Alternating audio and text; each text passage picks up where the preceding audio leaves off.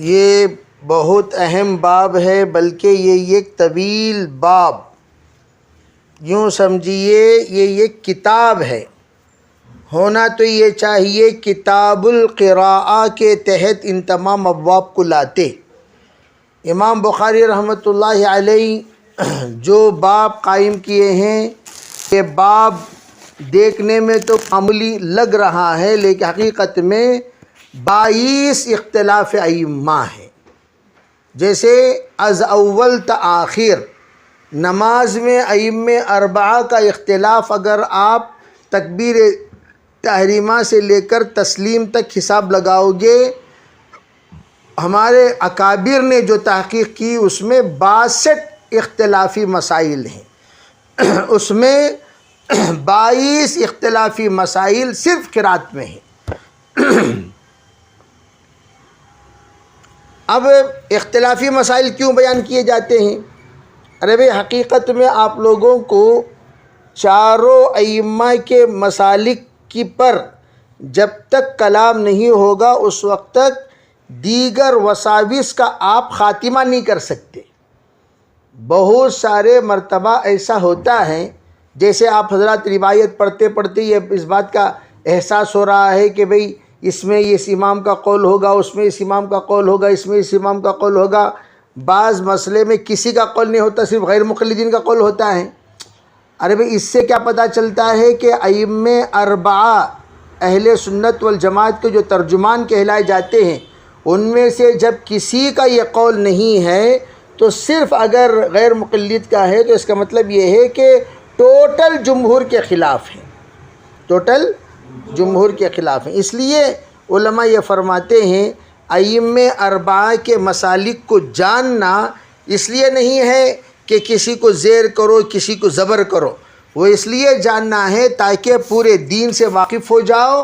اللہ کرے کہ اللہ تعالیٰ آپ کو عالم کے کونے کونے میں اگر لے جانے کا جانے کا موقع دے دیا، توفیق دے دیا، تو آپ وسوسے میں مبتلا نہیں ہوں گے، ورنہ آپ حیرت میں پڑ جائیں گے، ارے بھئی یہ کیوں ایسا کر رہے ہیں۔ جیسے عام طور پر یہ دیکھا گیا وہ مدارس اسلامیہ جہاں پر ائمہ اربعہ کے اقوال پر کلام نہیں ہوتا، نہ ان کی رائے بیان کی جاتی ہے، ان مدارس کے طلباء عزیز خصوصاً ہم نے دیکھا کہ جیسے تمل ناڈو اور کیرل وغیرہ کے علماء، جن علماء کے سامنے دیگر ائمہ کے اقوال نہیں ہیں، اس لیے کہ اس میں اس طرح کے مباحث نہیں کیے جاتے جس طرح کے مباحث دارالعلوم دیوبند کے درسگاہوں میں کیے جاتے ہیں۔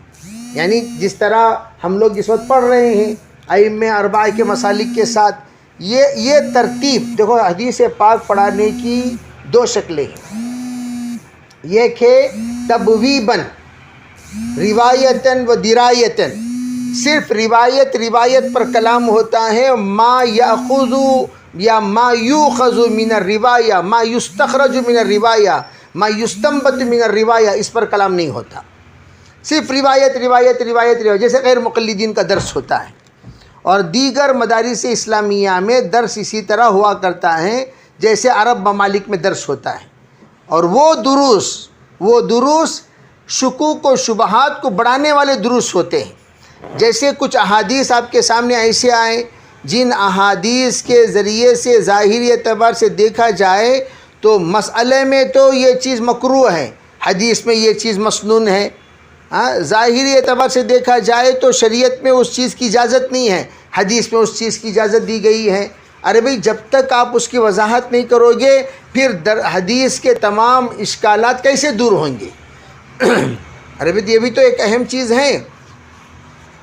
تو اس لیے اکابر علماء دیوبند کا اور دیگر ہمارے نہج پر چلنے والے دیگر تمام ائمہ کا، علماء کا یہی نہج رہا ہے ائمہ اربعہ کے مسلک کو واضح کیا جائے۔ اس لیے کہ محدثین میں ترمذی اٹھا لیجئے، ترمذی کی 2 حیثیتیں ہیں، ترمذی من وجہ جامع بھی ہے، من وجہ سنن بھی ہے، ترتیب کے اعتبار سے سنن ہے، جمع کے اعتبار سے جامع ہے۔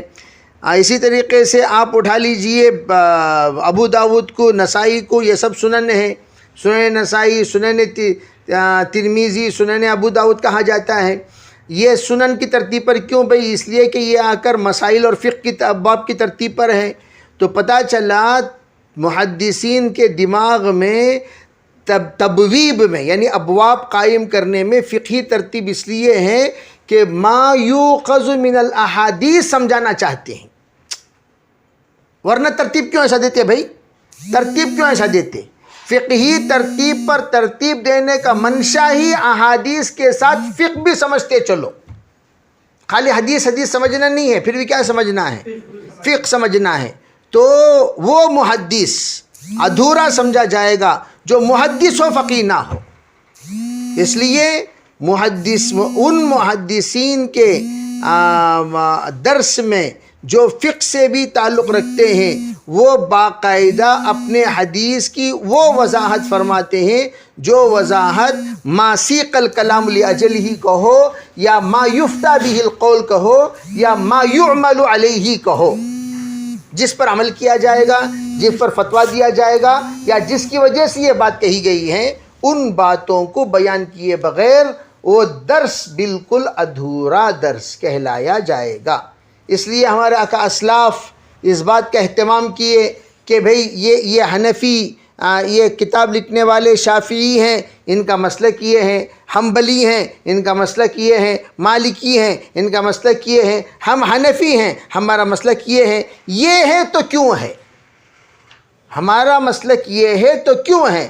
اور یہ ہے، اور اس کے ساتھ و ساتھ دوسرے مسالک کو ہم نے کیوں نہیں اپنایا؟